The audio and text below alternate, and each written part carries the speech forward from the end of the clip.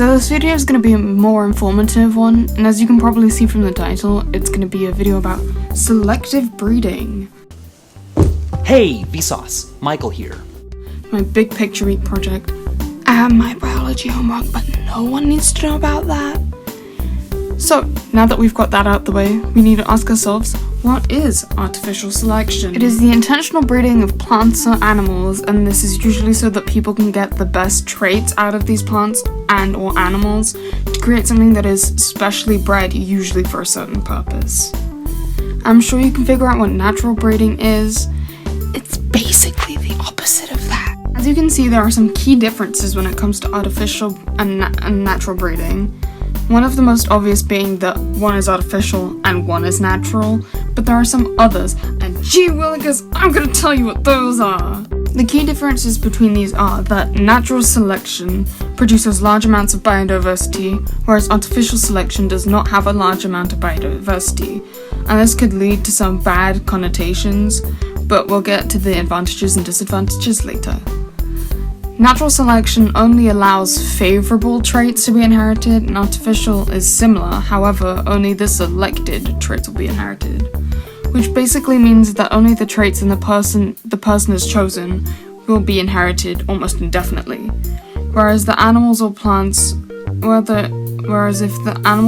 were to naturally breed, they would have to pick a mate with those favourable traits and be unsure whether or not those traits would be inherited. Natural selection is a very slow process, and it's pretty much the equivalent of a person trying to find a romantic interest. And in the case of artificial selection, it is very rapid, because they don't have to go through the whole mating process. Natural selection will facilitate evolution and encourage it, whereas artificial selection doesn't. Now that we've got the differences out of the way, it's time to look at the advantages and disadvantages of artificial selective breeding. One advantage is that it allows profit, and those that sell selectively bred plants and or animals often make a lot of money. Another advantage is that breeding can occur any time of year, whereas in the wild this would only occur in certain months. It could eliminate genetic diseases, and you know, that's just great. It aids in creating a sustainable food chain, and animals could become stronger and fitter due to this selective breeding. The future is in the past. Onward, Vsauce!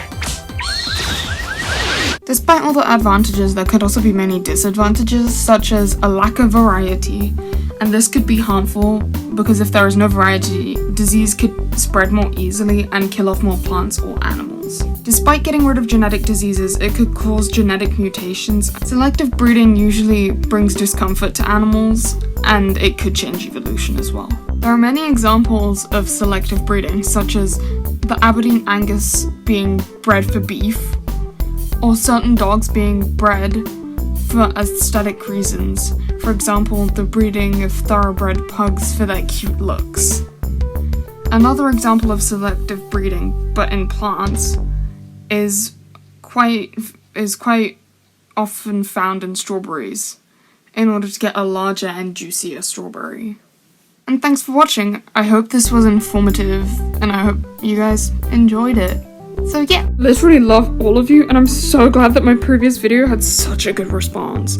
And just in case my other next video about the modular origami goes up before I post this one, I was talking about the door one, and I hope my other ones received well as well, because I'm sure I'm gonna have fun making that. So yeah, I hope you liked it, and if I sound sick in this, it's because I was. So yeah, thank you for all of the good responses, and I love you guys.